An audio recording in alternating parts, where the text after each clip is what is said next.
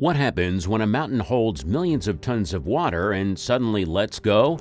In the Ozark Highlands of Missouri, engineers once built something bold, an artificial lake on top of a mountain. The Taum Sauk Hydroelectric power station, completed in 1963, was one of the first pumped storage plants in the United States.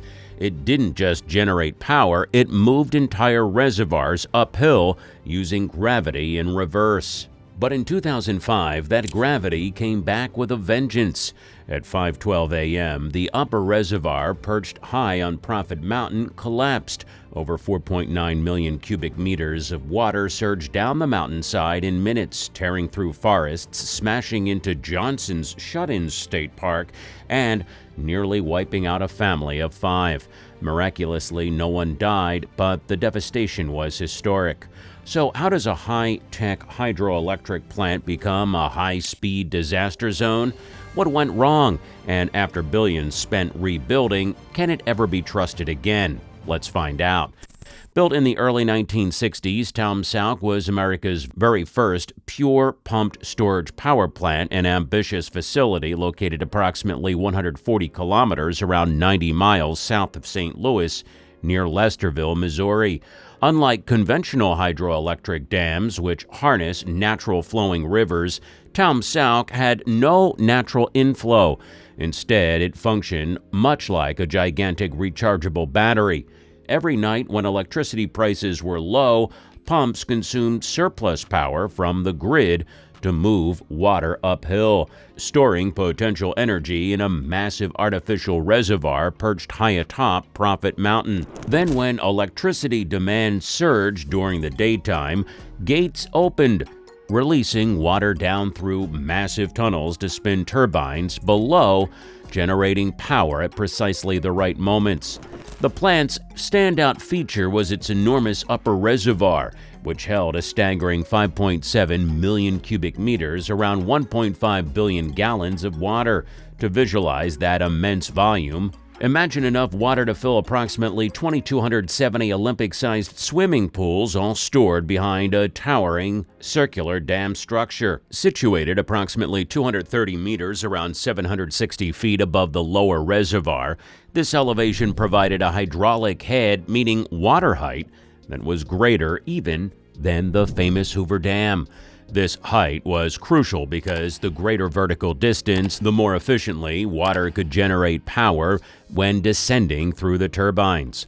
Unlike typical dams built across river valleys, Taum Sauk's reservoir was constructed on a flat mountain range. Without natural slopes to contain the reservoir, engineers had to build an unusual circular dam, essentially creating an artificial bowl on top of the mountain. This ring-shaped structure consisted mainly of rock fill, large heavy rocks piled and compacted together, sealed on the inside with concrete panels, and eventually a synthetic liner to prevent leaks.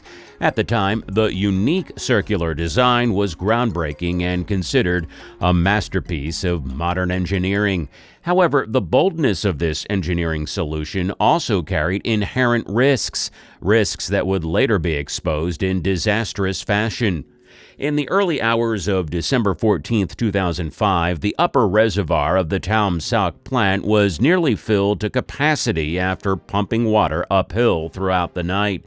At that critical moment, sensors designed to monitor water levels and automatically shut off the pumps failed catastrophically. One pump stopped correctly, but the second pump continued running unchecked, relentlessly pumping water into an already full reservoir.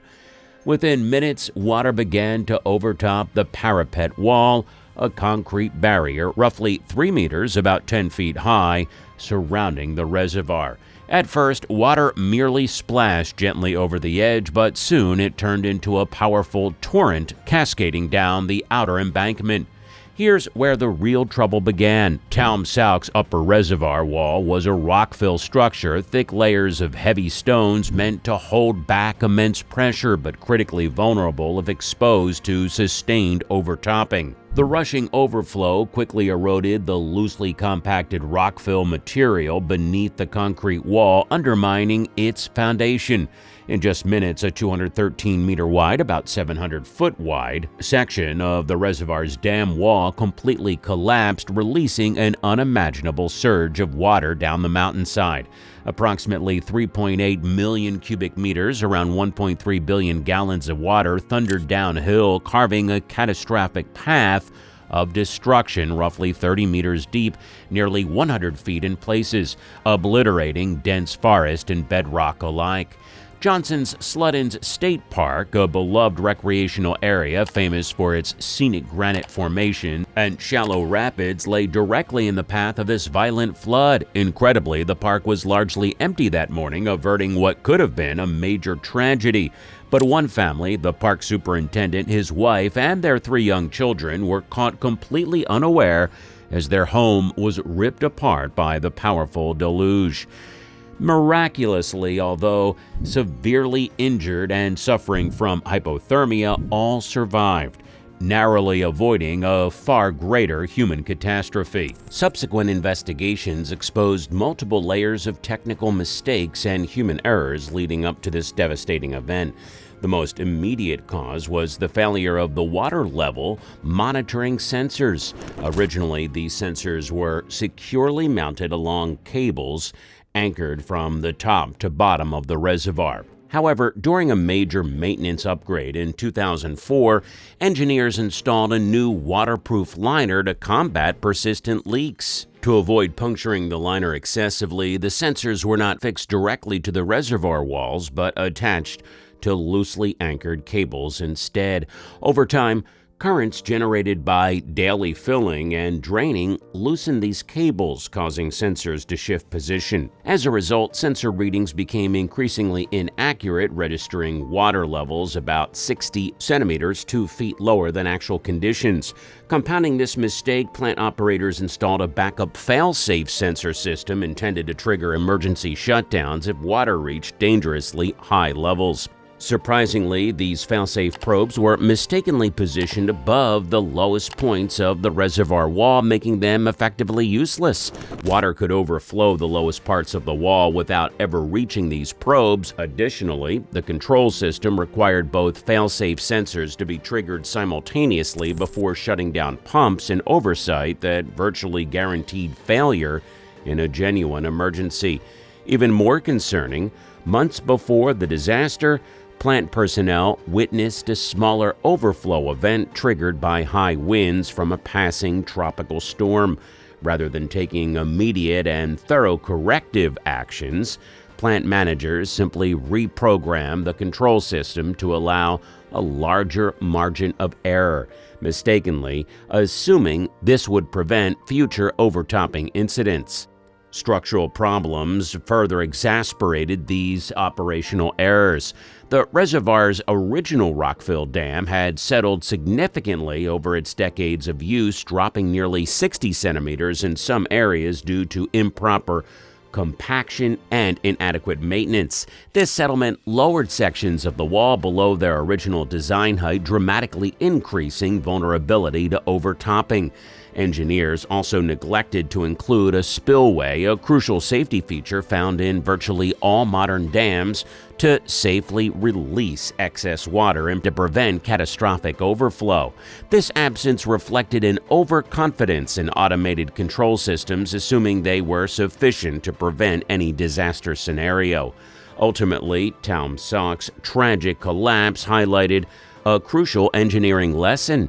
No amount of sophisticated automation can replace fundamental fail-safe structural features.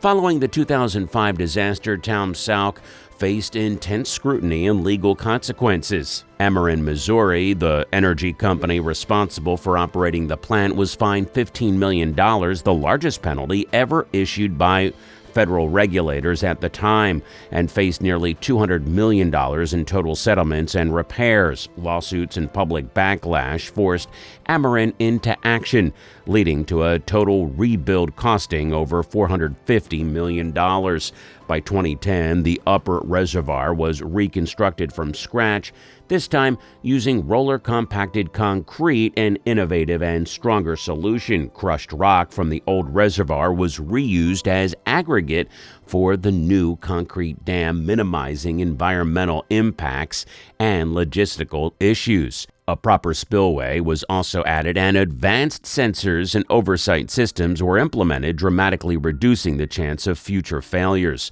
The rebuilt Taum Sauk plant was even recognized as an engineering milestone by IEEE, symbolizing how engineering lessons were learned the hard way. Yet, despite those costly upgrades and safety improvements, trust in the facility remains understandably shaky. So was Taum Sauk disaster merely a product of bad engineering, or does it expose an inherent flaw in pumped storage technology? Well, experts argue that the disaster was mostly preventable human error rather than a fundamental technological flaw.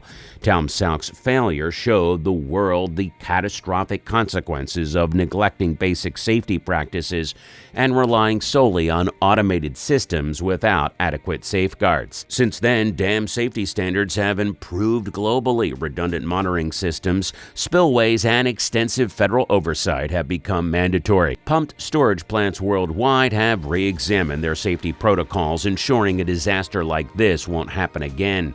Still, critics point out that pumped storage inherently involves large-scale risks. Massive volumes of water stored high above communities mean that even small mistakes can lead to enormous consequences. And with battery technology rapidly improving, becoming cheaper, safer, and easier to implement, some now question if pumped storage remains the best solution. Today, the rebuilt Taum Sauk continues to generate electricity, carefully monitored and more robustly constructed. Visitors can see the rebuilt upper reservoir and visit the restored Johnson's Shut-ins State Park, forever marked by the flood's devastation. But the lessons of Taum Sauk remain relevant. Today, regulators require pumped storage facilities nationwide to incorporate spillways, redundant monitoring, and rigorous inspections to ensure safety. Yet the disaster stands as a stark warning about the importance of respecting the enormous forces engineers attempt to harness. So next time you switch on a light, remember that behind the convenience of modern electricity lies incredible responsibility, and ask yourself this: would you trust living downstream from a place like Taum Sauk today? If you found the story interesting, check out our other video, Why Tajikistan is Building the Tallest Barrier in the World. Tajikistan is building the tallest dam ever, the Rogan Dam, set to rise an incredible 335 meters, towering higher than the famous Hoover Dam and even China's colossal Three Gorges Dam. Once completed, it'll produce a massive 3,600 megawatts of electricity, enough to power millions of homes and industries.